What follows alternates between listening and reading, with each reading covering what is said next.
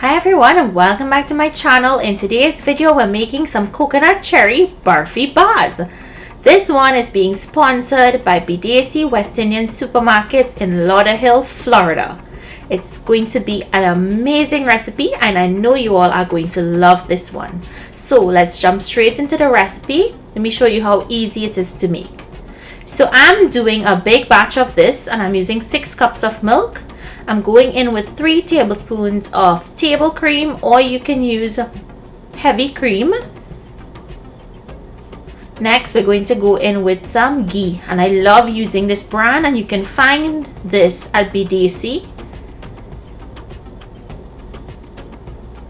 Next, we're going to take our hands and go in and mix everything and bring it together. Now it's going to get very sticky. As usual, barfi gets like this when you mix in those wet ingredients.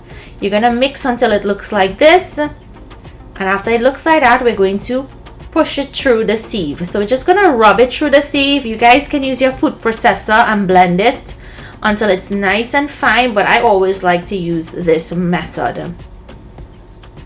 Now once it's finished, you're going to set that aside and let's make the syrup. So to my saucepan, I'm adding in my water and sugar. Now for this, because I'm making a big batch, I'm making a little extra of the syrup. So we're going to give that a mix and bring it up to a simmer, and you see how cloudy it looks? It's going to go from a cloudy to a clear liquid, and you'll notice that on the inner rim of the pot it starts to crystallize. So you don't want it to go all the way off getting to that stage where you pour it on kurma.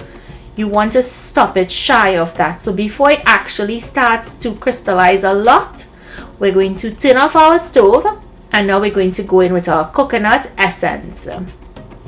This coconut essence is going to add a really delicious taste.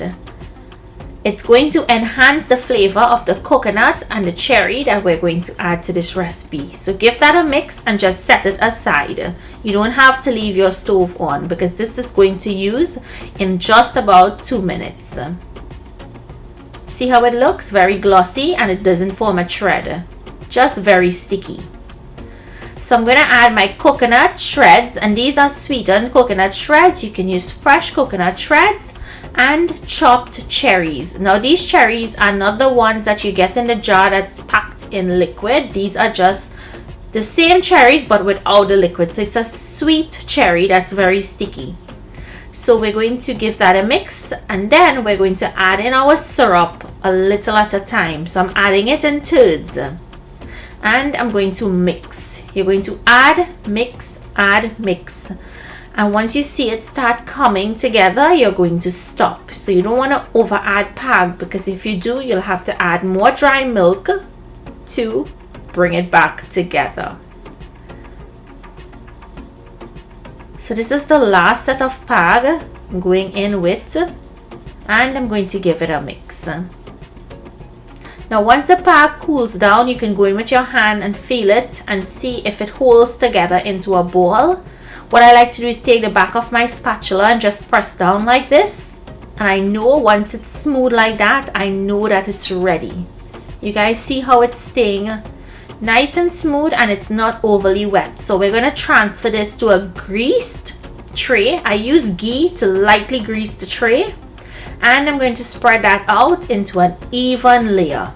Now this could fill the entire tray, but you would get a thinner barfi. So if you want that, you can fill the entire tray. This is an 11 by 16 tray. So I did it and I left out just a small piece at the end. We're going to top it with cherries. And this is going to look so beautiful when pressed in. Once you spread out those cherry pieces, you're going to take a piece of wax paper or parchment paper and place it over the top, pressing down slightly on the cherries. Now I'm going to take my dowel and just press it in further. I want to make sure it sticks to the barfi and it doesn't fall off. And once you press that in, you remove the paper and allow this to set on your countertop or in your refrigerator. It sets up faster if you put it in your refrigerator, but I always like it to set on my counter. So once it sets and it's nice and firm to the touch,